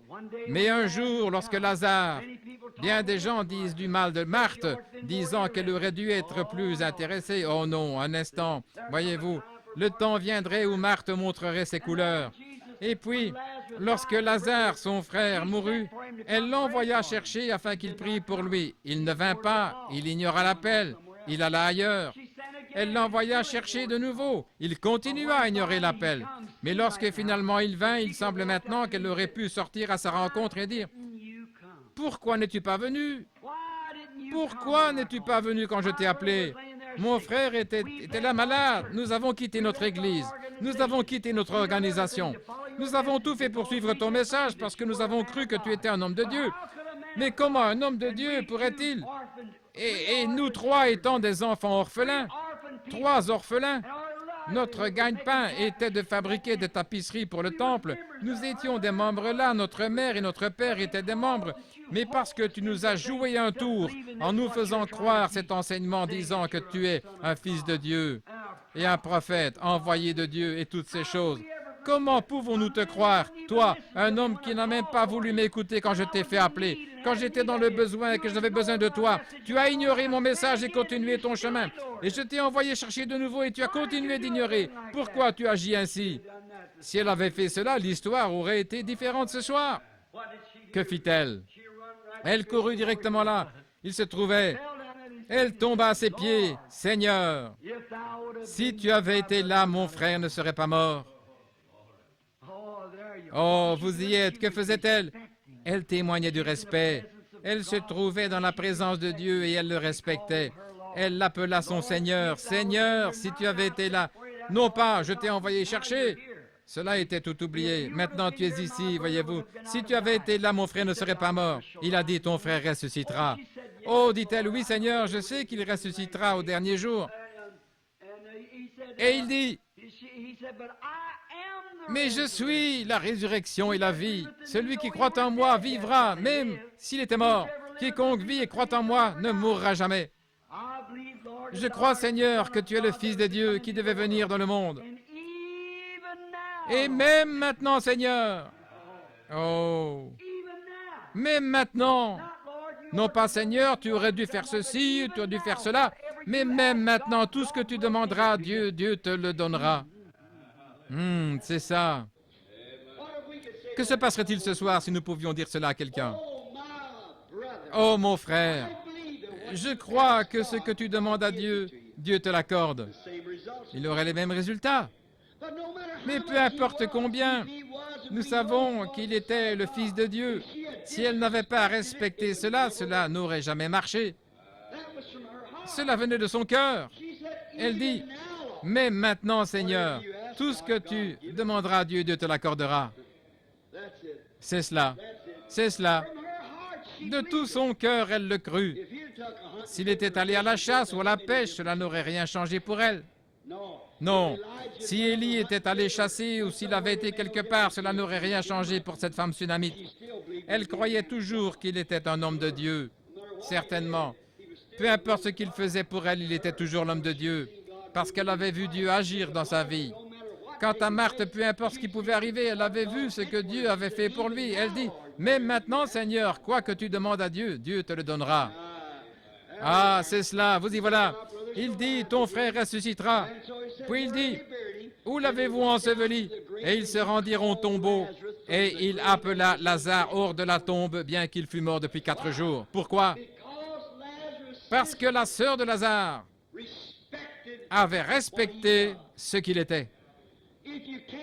Si vous ne pouvez pas respecter l'homme, respectez la fonction qu'il remplit pour Dieu. C'est parfaitement juste, voyez-vous. Respectez-le. Si un prédicateur, votre pasteur, respectez-le toujours. J'ai entendu des congrégations parler de leur pasteur, parlant de lui en le dénigrant et le ridiculisant. Comment ce pasteur pourrait-il faire quelque chose pour vous? Il ne le peut pas. Je ne parle pas de cette église, mais je parle d'églises que j'ai visitées. Vous devez aimer votre pasteur. Vous devez savoir qu'il est un être humain, mais pourtant, Dieu en a fait son pasteur. Le Saint-Esprit en a fait un surveillant. Alors vous devez le respecter de cette manière, peu importe ce que le pasteur a fait. Si vous le respectez dans votre cœur comme serviteur de Dieu, Dieu vous respectera pour l'avoir fait. Celui qui me reçoit, reçoit celui qui m'a envoyé, a dit Jésus. Celui qui ne me reçoit pas ne peut le recevoir. Voyez-ils dire que Dieu était leur père, il a dit votre père c'est le diable. Ainsi voyez-vous, vous devez respecter cela et le croire, croire qu'il l'est. Oui, Marthe le croyait. Il y a une petite chose que j'ai abordée ce matin à propos de cette femme syrophénicienne lorsqu'elle vint. Remarquez comme elle fut repoussée durement. Lui était un juif, elle, une femme des nations. Et elle courut vers lui. Elle ne savait pas comment l'aborder, mais elle avait un besoin. Elle savait qu'il était ce Fils de Dieu. Elle le croyait. Si Dieu répondait à ses prières pour les autres, il ferait de même pour elle. Et elle savait que ce qu'il disait était la parole de Dieu, et si c'était la parole de Dieu pour les Juifs, c'était aussi la parole de Dieu pour les gentils, quoi qu'ils disent. Alors Jésus l'éprouva. Elle dit, « Seigneur, aie pitié. » Maintenant, regardez. Elle dit, « Toi, fils de David. » Parce qu'elle avait entendu les Juifs l'appeler fils de David, mais il n'était pas fils de David pour elle. Elle dit, « Toi, fils de David. » C'est ainsi qu'un Juif l'aurait abordé, parce qu'elle avait entendu les autres. Elle essaya de s'approcher de la même façon qu'eux, parce qu'elle essayait de trouver le respect, elle essayait de montrer son respect. Elle ne faisait pas semblant. Jésus l'aurait su, si tel avait été le cas. Non.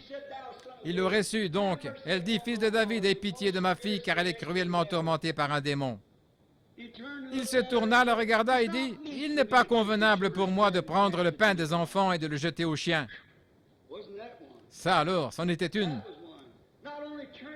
Il ne la repoussa pas seulement dans sa requête, mais il l'appela un chien. Exactement. Et l'expression chien est l'une des plus basses dans la Bible, vous savez. Il a dit, « Ce n'est pas convenable pour moi de prendre le pain des enfants et de le jeter aux chiens. » Et elle dit, « C'est vrai, Seigneur. » Seigneur, alors elle l'obtint. Il n'était pas un fils de David pour elle, mais il était le Seigneur. C'est vrai, Seigneur, c'est juste. Mais les enfants mangent les miettes, ou plutôt les chiens mangent les restes sous la table de leur maître. Ça a eu de l'effet, c'était ça, c'était le respect. Jésus se tourna vers elle et dit, « Ta foi est grande. Maintenant, rentre chez toi et tu trouveras ta fille comme tu l'as cru. » C'est ça. Pourquoi? C'était son approche. Que serait-il arrivé si elle s'était retournée en disant, s'il s'était retourné, avait dit, « Il n'est pas convenable de prendre, en d'autres termes, ce n'est pas correct. » Disons qu'une catholique s'approche et dise, « Oh, frère Branham, je sais que Dieu entend vos prières pour ces gens ici, voulez-vous prier pour moi? » Et je dirais, « Ce n'est pas juste pour moi de prendre le temps de ces enfants ici, je suis ici pour prier pour ces pentecôtistes, et non pour vous, bande de catholiques. » Voyez-vous, qu'aurait-elle pu dire? Oh, j'imagine qu'elle serait sortie d'ici en tapant du pied. Mais elle se tourna et dit, « C'est vrai, Seigneur. C'est vrai, Seigneur. Mais les chiens sont prêts à manger les miettes sous la table du maître. » Voyez-vous, cela retint immédiatement son attention. Il se retourna et dit, « Ta foi est grande. » Ensuite, nous voyons un autre cas. Voyez-vous, c'était son approche, son respect. Elle respectait Dieu en le respectant lui. Et nous voyons qu'une fois, il y avait un Romain. C'était un homme important et il aimait les Juifs et son serviteur était malade. Lui-même ne se sentait pas digne d'aller au-devant de Jésus. Voyez-vous, vous devriez toujours vous sentir beaucoup plus petit que vous n'êtes. Ne soyez jamais grand à vos propres yeux. Maintenant, si vous êtes grand, laissez quelqu'un d'autre le dire. Voyez-vous. Mais à présent, cet homme, il était centurion romain et il avait un serviteur malade. Il l'envoya donc chercher pour que son serviteur guérisse. Et Jésus dit, « Je viendrai le guérir. » Tandis qu'il était en route, le Romain le vit arriver. J'imagine qu'il a dit, « Oh là là, voici ce saint homme. Voici ce saint homme qui vient. Et moi qui ne suis qu'un gentil de rien du tout. Je suis un centurion romain. Je suis un général ou un officier. En fait, je ne suis pas juif. Et je n'ai pas le droit que ce saint homme vienne. Voyez-vous ce respect? Voyez-vous? Je n'ai pas le droit que ce saint serviteur de Dieu entre dans ma maison. » Lorsqu'il le vit arriver à la porte, il l'appela et dit, « Seigneur, je ne suis pas digne que tu viennes sous mon toit. » Il avait probablement un palais comme maison, c'était un centurion. Il dit, « Je ne suis pas digne que tu viennes sous mon toit.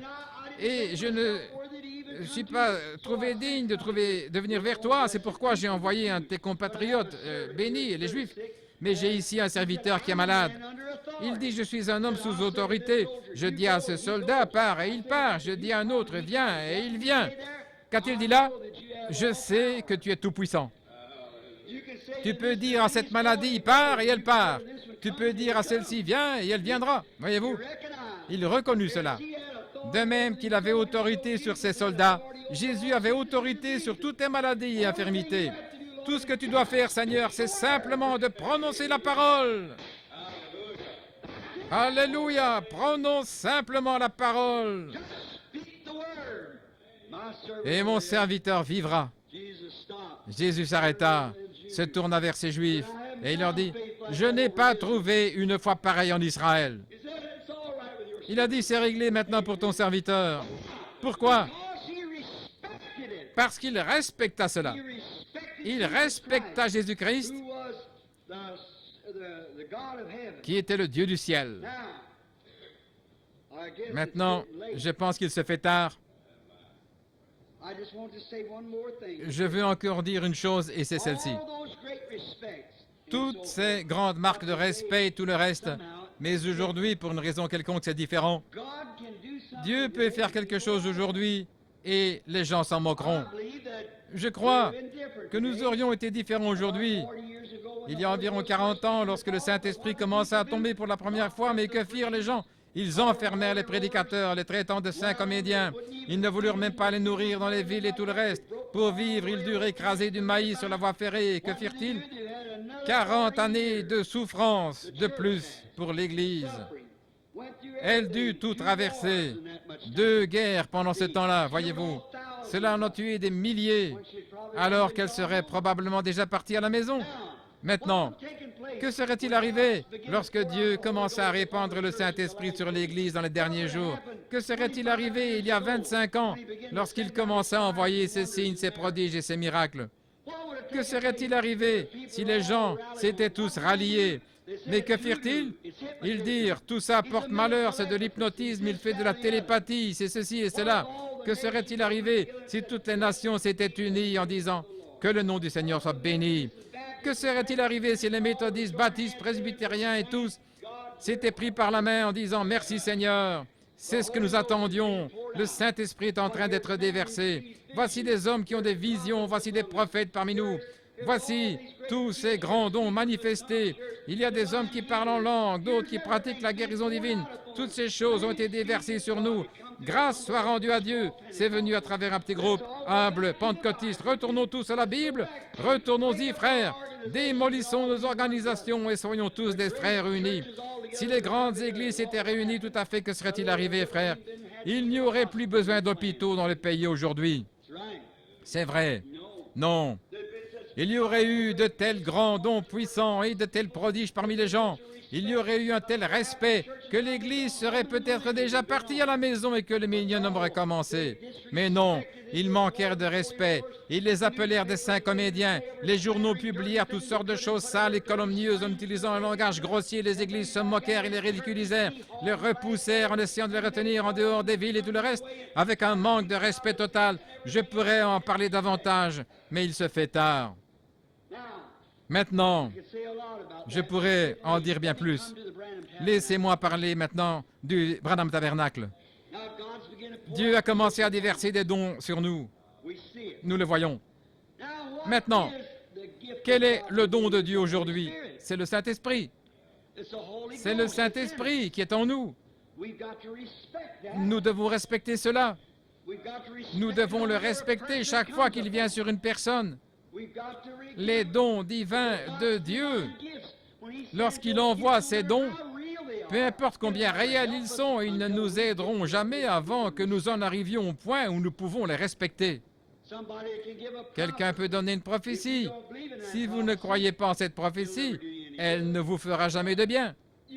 Vous devez avoir de la révérence, vous devez la respecter. Vous devez croire qu'elle vient de Dieu. Croyez-la jusqu'à ce qu'il ait été prouvé qu'elle soit fausse. Lorsqu'il est prouvé qu'elle est fausse, vous avez le droit de ne pas la croire, alors ne vous associez plus à elle. Mais aussi longtemps qu'il est prouvé qu'elle est vraie, alors croyez-la. Comme l'a dit le vieux Samuel le jour où il voulait un roi, j'aimerais vous demander une chose. Vous ai-je une fois soutiré de l'argent? Vous ai-je une fois demandé quelque chose pour vivre? Ou vous ai-je une fois dit quelque chose au nom du Seigneur qui ne soit pas arrivé? Il a dit, vous n'avez pas besoin de roi, et votre roi ne vous fera aucun bien. Il leur a dit cela. Il leur a posé la question, vous ai-je dit une fois quelque chose comme étant ainsi dit le Seigneur qui ne soit pas arrivé? Eh bien, les gens manquèrent de respect envers Samuel. Oh, nous savons, Samuel, c'est vrai, nous ne prétendons pas que tu nous aies dit autre chose que la vérité, mais néanmoins, nous voulons le faire de cette façon, voyez-vous. Vous ne devez pas faire cela. Vous devez le faire à la manière de Dieu. Lorsque nous recevons le Saint-Esprit, ce n'est pas en serrant la main du pasteur. Recevoir le Saint-Esprit, c'est recevoir Christ en vous, parce qu'il est le messager de Dieu de ce jour. Le Saint-Esprit est le messager de Dieu, et vous devez le respecter. Lorsqu'il vient, ne dites pas « Hi, hi, regardez cette femme qui crie et qui pleure, les larmes qui coulent. Regardez cet homme qui secoue ses mains, qui tremble et qui pleure. » Vous savez ce que c'est? Ce n'est qu'un tas d'émotions fabriquées. Vous blasphémez contre le Saint-Esprit. Vous devez respecter cela. Souvenez-vous, il y a un certain temps, j'étais dans l'Oregon, environ 12 ans, et 2 jeunes filles reporters catholiques sont venues, pas parce qu'elles étaient catholiques, ça n'a rien à voir, parce que j'ai eu autant de protestants, même plus de protestants que de catholiques qui se sont moqués de moi. Et ces jeunes filles vinrent pour faire un reportage. Et aussitôt qu'elles entrèrent, je discernais l'esprit, aussitôt qu'elles entrèrent. Et je dis, bien, quelle critique avez-vous maintenant dans votre manche? Et cette jeune fille sortit une cigarette et je dis, n'allumez pas ça pendant que vous êtes dans ma cabine, laissez ça tranquille. Elle est restée assise un petit moment, puis elle m'a regardé comme pour me transpercer. Elle s'est mise à me parler en disant, j'aimerais vous poser quelques questions. Je lui dis, allez-y. Et elle dit, comment se fait-il que vous soyez rattaché à cette bande de 5 comédiens par ici? Êtes-vous l'un d'entre eux? J'ai dit, je suis l'un d'entre eux. Et elle dit, voulez-vous dire par là qu'il y a quelque chose de pieux dans tout cela? J'ai dit, vous, en tant que catholique, vous ne croiriez pas cela. Elle dit, comment savez-vous que je suis catholique? Je sais que vous êtes catholique, je pourrais même dire votre nom, voyez-vous, et qui vous êtes. Cela la désarçonna. Et elle dit, vous voulez me faire croire que ces gens, comme ils le prétendent, vivront ici, sur la terre, et iront au ciel? Elle me dit, je n'aimerais pas être au ciel avec de tels gens. Je lui dis, vous n'avez pas à vous inquiéter, aussi longtemps que vous aurez de telles pensées, vous n'y serez pas de toute manière, voyez-vous. Ne vous inquiétez pas à ce sujet. Je me tenais là et je regardais droit dans les yeux. 2 frères étaient assis là et je dis, je ne suis pas irascible, je veux simplement vous faire savoir où vous en êtes, voyez-vous. Et je dis, vous allez écrire, vous vouliez venir afin de découvrir certaines choses et vous vous garderez bien d'écrire ce que je vous ai dit. Vous en ferez votre propre histoire. Allez-y, faites-le, mais je vais vous dire quelque chose. Écrivez le scandale que vous voulez. Mais avant que vous mouriez, ma voix retentira de nouveau dans vos oreilles. Si cela n'arrive pas, alors vous saurez que je suis un faux prophète. Je dis maintenant, écrivez ce que vous voulez, c'est votre affaire. Je vous donne la liberté d'écrire ce que vous voulez. Mais avant de mourir, vous entendrez ma voix crier à vos oreilles. Cela ne vous fera aucun bien. Maintenant, allez-y, écrivez ce que vous voulez. Elle resta tranquille un petit moment et elle dit, mais que pensez-vous donc de ce tas d'idiots qui criaient et agissaient sans aucune retenue hier soir? Je lui dis, ce sont tous des chrétiens. Des chrétiens? Je dis, bien sûr, ce sont des chrétiens. Ce sont des chrétiens remplis du Saint-Esprit. Et elle dit, ce n'est pas le Saint-Esprit. Et je dis, qu'appelleriez-vous le Saint-Esprit? Pour voir ce qu'elle avait à dire. J'aimerais vous dire quelque chose. Et elle dit, eh bien, je ne voudrais pas m'associer à des gens pareils. Je dis, je ne pense pas qu'il y ait beaucoup de danger que vous vous associez un jour à eux comme cela. Je dis, car si vous vous associez une fois à Dieu ou à n'importe quel saint, vous vous associeriez aussi. Et elle dit, le saint de la Bible? Je dis, oui, votre Vierge Marie bénie, comme vous l'appelez, et qui est votre déesse. Avant que Dieu la laisse entrer au ciel, elle dut aller là-bas le jour de la Pentecôte et recevoir le Saint-Esprit et tituber sous la puissance de Dieu comme une femme ivre. Et elle dit, c'est un mensonge. Je dis, restez tranquille une minute. J'ouvris la Bible et je dis, regardez ici. J'ai trouvé l'endroit. Voilà, c'est ici même, dans le livre. Elle tourna la tête. Je dis, vous n'avez même pas l'audace de lire la parole de Dieu. Je dis, c'est sûr. Voyez-vous, irrespectueuse. Je dis, maintenant, vous pouvez prendre votre paquet de cigarettes sur la table et partir quand vous serez prête. Mais je veux que vous sachiez une chose. Écrivez ce que vous voulez, mais souvenez-vous des dernières paroles que je prononce. Au nom du Seigneur, vous vous souviendrez de cela avant de mourir. Elle n'écrivit jamais rien, c'est vrai. Elle laissa tomber. Qu'est-ce que c'est? Le manque de respect. Essayant de se moquer. Faisant quelque chose. Ils ne savent pas ce qu'ils font. C'est vrai. Mais ici au tabernacle, Nous voulons que vous sachiez tous ces choses. Lorsque Dieu commence à déverser le Saint-Esprit sur les gens, quelquefois, je sais, j'ai vu des gens devenir charnels lorsqu'ils étaient sous l'onction de l'Esprit. Je les ai vus aller dans les extrêmes avec certaines choses. Mais ne dites rien à ce sujet. Respectez cela. Inclinez vos têtes. Vous pouvez ne pas le comprendre, et moi non plus. Mais je veux le respecter de toute façon. Maintenant, nous devons avoir du respect pour Dieu. Et lorsque Dieu déverse le Saint-Esprit, je dis, « Merci, Père Céleste.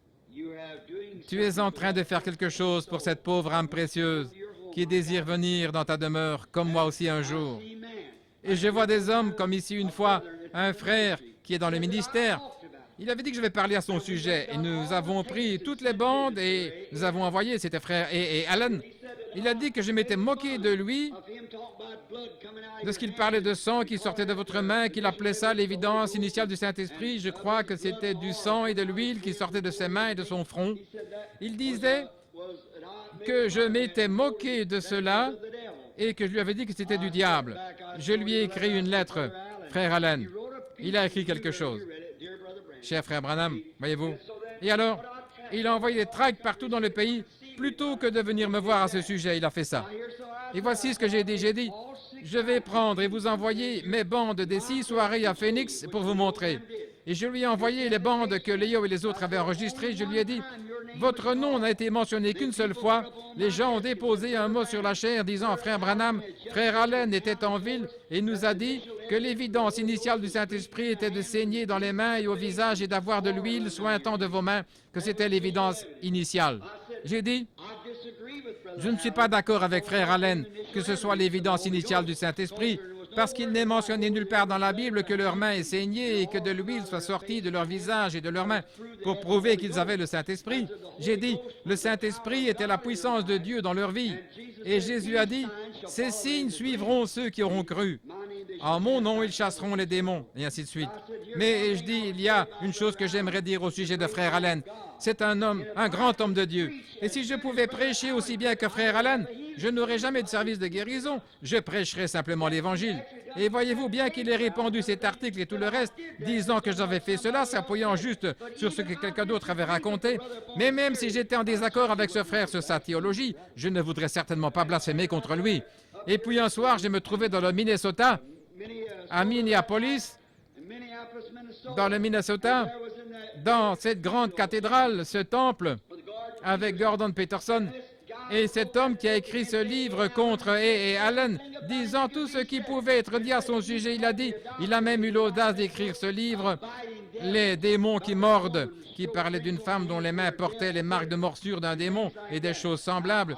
Maintenant, je ne sais pas si cela pourrait être vrai ou pas, parce que le diable est un esprit, voyez-vous. Mais cette femme a prétendu qu'un grand démon velu est venu la mordre aux mains et au visage. Et il a dit, Allen a écrit ce livre. Et l'homme qui a écrit ce livre a fait paraître un gentil article à mon sujet. Et il était justement à la réunion ce soir-là. Frère Peterson et les autres vinrent me dire qu'il était assis là. Et il faisait mon éloge et rabaissait Allen. J'ai pensé, voici le moment où je peux prendre la défense de frère Allen. Je me suis avancé et j'ai dit, aujourd'hui je lisais dans le journal un article que cet homme qui est en ville, sachant qu'il était assis là, j'ai dit, il a parlé de Allen et de toute la critique, et j'ai ajouté, j'apprécie l'éloge que cet homme a fait de moi, disant que je ne courais pas après l'argent et des choses comme cela, et que j'avais les réunions les plus correctes de toutes, et ainsi de suite. J'apprécie les choses aimables qu'il a dites, j'apprécie cela. Mais si cet homme qui a écrit cet article dans le journal a examiné ces notes si peu attentivement qu'il a déclaré que c'est Allen qui a écrit ce livre, Les démons qui mordent, et Allen n'a jamais écrit ce livre. Je connais l'homme qui l'a écrit. J'ai dit, il n'a jamais écrit ce livre. Et si cet homme n'a pas contrôlé son article plus attentivement que cela, je doute que les autres choses qu'il a dites au sujet de frère Allen soient la vérité. Je défendais frère Allen. Et j'ai dit à cause de cela, à part ça, si frère Allen était dans l'erreur, je préférerais te trouver à la barre de jugement prenant position pour frère Allen dans l'erreur lorsqu'il essaye de gagner des âmes à Christ que de critiquer ce que l'homme essaye de faire. Amen. C'est vrai? Oui, monsieur. Quiconque invoque le nom de Jésus-Christ je suis avec lui. Qu'il soit protestant, catholique ou autre chose, je ne serai peut-être pas d'accord avec lui concernant la théologie, mais je veux le respecter comme serviteur de Christ et comme mon frère, voyez-vous. Et peu importe ce qu'il fait, nous devons respecter le Saint-Esprit. Exactement. Oui, monsieur. Et lorsque nous commencerons à faire cela, alors Dieu déversera ses bénédictions parmi nous. Juste un petit groupe comme le nôtre ici, où il y a peut-être 50, 60 ou peut-être 75 personnes ici ce soir. Si nous pouvons tous nous unir et donner à Dieu tout le respect, et ainsi qu'au Saint-Esprit pour ce qu'il fait en ce jour, et respecter chaque don et chaque fonction qu'il envoie au milieu de nous, Dieu continuera à déverser son esprit sur nous et nous grandirons en nombre, nous nous multiplierons. Ne le croyez-vous pas? Certainement. Nous devons avoir du respect pour Dieu. Inclinons nos têtes un instant pour la prière. Avant que nous commencions à prier, je désirais savoir s'il y a quelqu'un ici qui aimerait dire, Frère Branham, je voudrais que vous priez pour moi, pour que j'aie un grand respect pour Dieu, afin que je puisse toujours garder la bouche fermée, pour ne pas parler contre les choses de Dieu, quelles qu'elles soient. Et puisse Dieu placer dans mon cœur le désir de respecter tous les dons divins qu'il envoie dans l'Église. Levez simplement la main et dites, priez pour moi. Que Dieu vous bénisse. Presque chaque main est levée. Et j'ai aussi levé la mienne. Oh Dieu, aide-moi à être l'un de tes serviteurs. Aide-moi à respecter mes frères. Aide-moi à respecter mes sœurs. Et chaque esprit de Dieu qui vient dans la réunion, que ce soit le parler en langue, que ce soit l'interprétation des langues, que ce soit la prophétie ou le don de discernement, quoi que ce soit, je dis, ô Seigneur Jésus, envoie-les, envoie-les, ô Seigneur. Je suis reconnaissant envers toi. Maintenant, Père Céleste, nous savons que tu es un Dieu grand et terrible. Nous savons que ta colère est terrible. Et lorsque tu te mets en colère, c'est une chose terrible. La colère de Dieu peut détruire le monde en une seconde. Mais lorsque tu abaisses les regards sur le sang du Seigneur Jésus, alors ta colère s'apaise. Oh, cache-moi dans le rocher des âges. Seigneur Dieu, garde mon âme couverte par le sang du Seigneur Jésus. Pas seulement la mienne, Seigneur, mais aussi celle de ceux qui sont ici ce soir. Nous t'aimons, Seigneur.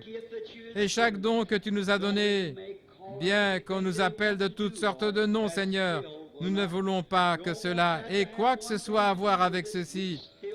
Nous te respecterons toujours, toi qui es le grand Saint-Esprit. Nous t'aimons, Père. Nous te remercions pour le don de guérison parmi nous. Nous te remercions pour le don de prophétie parmi nous. Nous te remercions pour le don des langues et le don d'interprétation. Et ô Dieu, nous te prions de continuer à envoyer des dons parmi nous, les dons du grand Saint-Esprit, par-dessus tout, Seigneur. La plus grande appréciation que nous ayons dans notre cœur, c'est pour le don entièrement suffisant de Jésus-Christ. Nous te remercions, Seigneur, pour sa grâce et sa miséricorde, lui qui rend possible pour nous toutes ces choses mineures, par sa souffrance pour autrui et son sang répandu au calvaire. Il sanctifie les gens du peuple qui l'écoutent avec plaisir. Seigneur, nous te sommes si reconnaissants d'être venus vers des gens ordinaires. Dans la Bible, dans le livre de Saint Luc, nous lisons que les gens ordinaires l'écoutaient avec plaisir. Aujourd'hui, ils disent, oh, ce ne sont que des gens ordinaires. Mais Seigneur, c'est le genre de personnes qui t'écoutaient lorsque tu es ici dans la chair. Les gens ordinaires t'écoutaient avec plaisir. Les hautains, les riches et beaucoup d'autres ne voulaient pas t'écouter. Les rois, les potentats, les prêtres de ce temps-là ne voulaient pas t'écouter. Mais les gens ordinaires te reçurent avec plaisir. Et Père, ce soir, nous sommes des gens ordinaires et nous te recevons avec joie. Nous sommes heureux, comme il l'était lorsqu'il revenait en se réjouissant, en pensant que c'était une chose merveilleuse et heureux de pouvoir porter l'opprobre de son nom. Lorsqu'on leur faisait des reproches et qu'on les appelait de toutes sortes de noms, ils étaient si heureux parce que c'était un privilège pour eux que de souffrir pour le nom de Jésus-Christ. Père Dieu, nous nous joignons aux disciples de ce temps-là et disons, nous sommes heureux. Je me tiens ce soir comme le Saint Paul de jadis lorsqu'il se tenait devant Agrippa, disant, selon la voie qu'ils appellent hérésie, de la folie, c'est ainsi que j'adore le Dieu de nos pères. Et lorsqu'Agrippa dit, Paul, Ton grand savoir t'a rendu fou. Il répondit, je ne suis pas fou, Agrippa. Finalement, Agrippa en arriva au point où il s'écria, tu vas bientôt me persuader de devenir chrétien. Et il dit, j'aimerais que tu deviennes comme moi, à l'exception de ces chaînes et de ces liens. Oh Dieu, quel amour Paul avait! Il a dit qu'il deviendrait un objet de malédiction pour que son peuple soit sauvé. Oh Père Dieu, donne-nous de l'amour les uns pour les autres comme cela. Donne-nous cet amour immortel, cette décence, ce respect les uns pour les autres, d'être assez chrétiens pour regarder au-dessus des fautes des autres, de regarder par-dessus, parce que l'homme a été béni par Dieu. Il se peut qu'il fasse une faute, ô Père. Ne nous laisse pas regarder cette faute, sachant que c'est un précieux frère que Satan a peut-être pris au piège dans quelque chose. Mais s'il l'a fait, nous te prions, Seigneur, de l'aider à en sortir, lui ou elle. Puissions-nous avoir de l'amour dans notre cœur, pour aller à la recherche des brebis perdues et les ramener dans la bergerie. Accorde-le, Seigneur. Pardonne nos offenses comme nous pardonnons à ceux qui nous ont offensés. Accorde-le, Seigneur. Ne nous induis pas en tentation, mais délivre-nous du mal, car c'est à toi qu'appartiennent le règne, la puissance et la gloire au siècle des siècles. Amen. Oui, je vous dis ce soir, mon peuple, j'ai attiré votre attention dans cette occasion pour comprendre les choses que je vous dis ce soir concernant mon ministère. Oui, je vous dis ce soir, vous avez bien fait d'entendre ma voix. Vous avez pris garde à mon serviteur. Ce soir, à nouveau, j'ai confirmé l'office de ce ministère. Mon serviteur et mon prophète, où j'ai amené sa présence 2 fois aujourd'hui,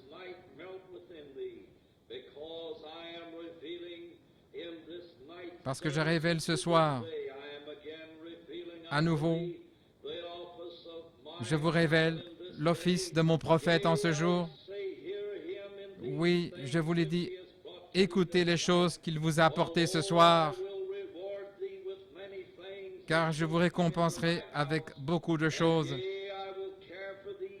Je prendrai de soin comme un tendre père prend soin de ses enfants.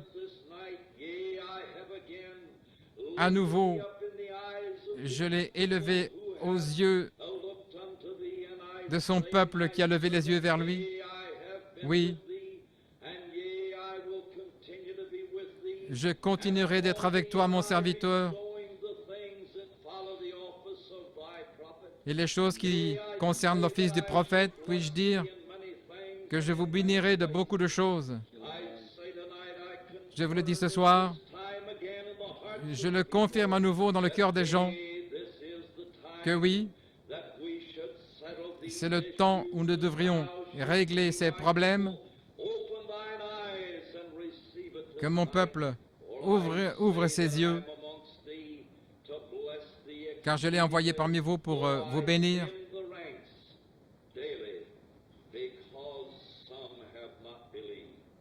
Et j'amenuise les rangs chaque jour parce que certains n'ont pas cru.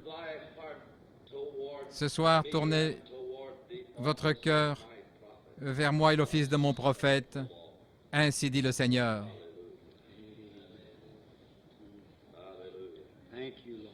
Merci Seigneur. Merci Père. Nous te louons, toi le Saint. Combien tu es glorieux, Père. Combien nous te remercions, Seigneur. Combien c'est réconfortant de sentir la présence du Saint-Esprit et de l'entendre nous parler par des lèvres humaines, confirmant qu'il reste toujours Dieu et qu'il est au milieu de nous. Nous te remercions pour ceci, Père. Reste avec nous, Seigneur, sois patient avec nous, afin que nous puissions être ton peuple. Par Jésus-Christ, nous te le demandons. Amen.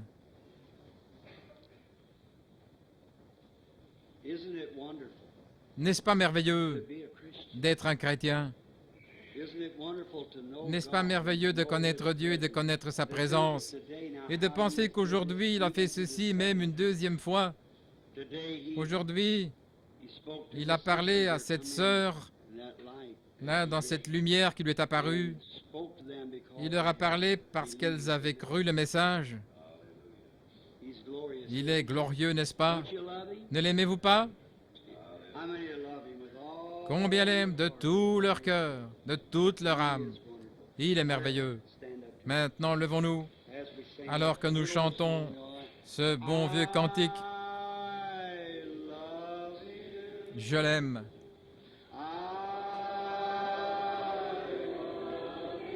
Je l'aime.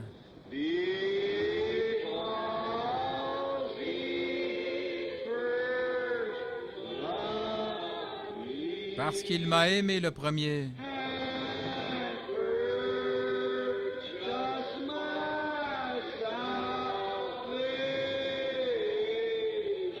Et il a acquis mon salut. Sur le bois du calvaire. Oh, n'est-il pas merveilleux? Merveilleux. Maintenant, rappelez-vous le service de mercredi soir. Puis Dieu voulant, je serai de nouveau ici dimanche prochain, si le Seigneur le veut.